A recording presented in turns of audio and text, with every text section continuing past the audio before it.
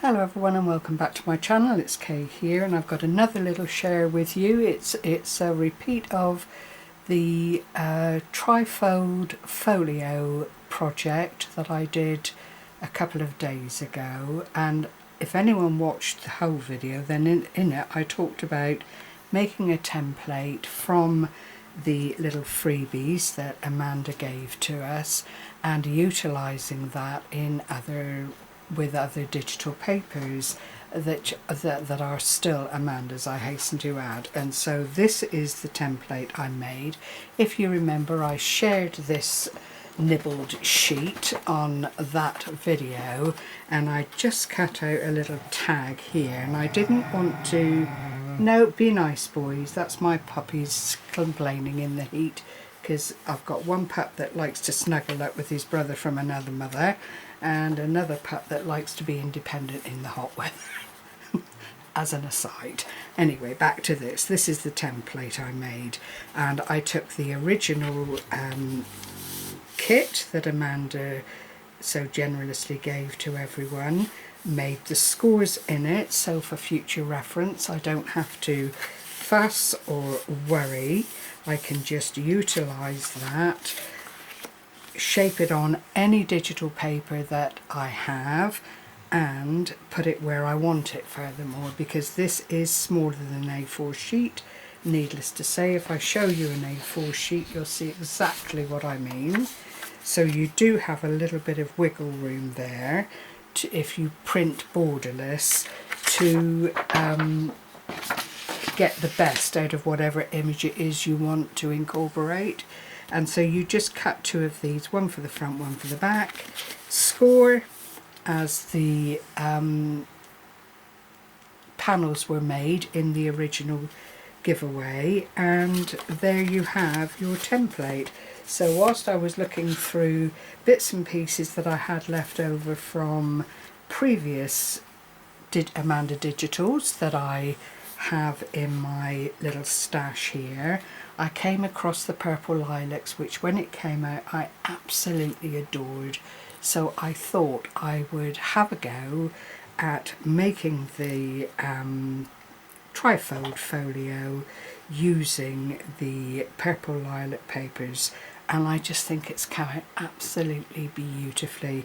I've had this ribbon in my stash for donkey's years, so it wasn't any great thing to marry up the colours that were already in the designer paper. I made a couple more of these lovely circles courtesy of the Stamping Up punch that I purchased through Ian Potter in the Create with Scrimping Mummy group, who is a Stamping Up representative, and then made a smaller circle from images that were already within the kit. And when you turn it over you've got that glorious image there. I made some smaller little pops just to use up all these lovely images and add a little bit of interest here and there. And then this opens up, as you can see, as the other one did. I didn't do the top loading, I've done the same thing but made faux pockets and all of that kind of thing, just to, you know, utilise the papers that I had, really and truly. So this took 2 sheets of A4, the cutout, and then I printed off 1 sheet of the 3 tags, but I don't feel there's enough room in this folio to add the 3rd, so I'll keep that one for another time, it's not a problem. And then if I take these little additions out, I've got a double pocket on both of the central and left-sided flaps, and I think they work really well.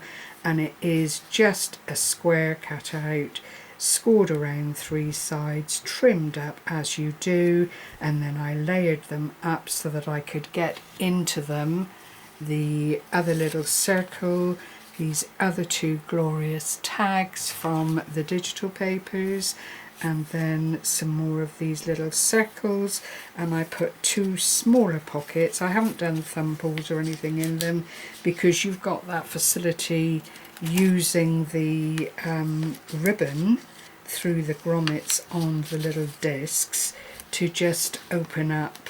But there's a nice little bit of storage there.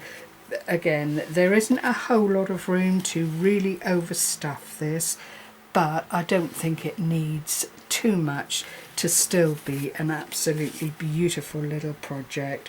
So I'm going to put that one in the back pocket like that, which fits in there really nicely. I don't mind that the green ribbon pops out a little bit over the top, it just adds a bit more interest. Then that one in there, and then we'll pop that one in on top of that, just so that you can see that it's interactive and there are things then to pull out. This one in the bottom of the pocket and this one in the upper pocket. And again, you know, utilising a freebie generously given by Amanda. There is another lovely little project to do with as you will, either put into a journal, send out to a friend.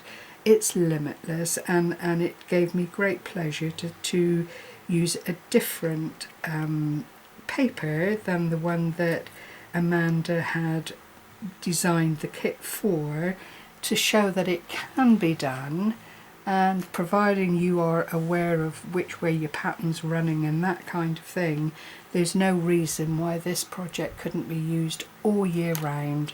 I mean, imagine putting in some little gift cards or something for Christmas with Christmas papers. It's limitless, it really is. So thank you very much for joining me again. I hope I haven't bored too many of you by, you know, teaching you to suck eggs, because none of this is rocket science. It's all very, very basic, but if you'd not thought of it, then perhaps I've jogged your memory, jogged your brain cells a little bit, and you'll feel inspired enough to have a little go at utilising leftovers from other kits. It doesn't have to be Amanda's, but clearly, you know, I support Amanda's Digital, so this is why I do this kind of thing. But any digital papers that you have would look equally lovely in this setting. So take care everyone. Whoops. Happy crafting. Bye bye for now.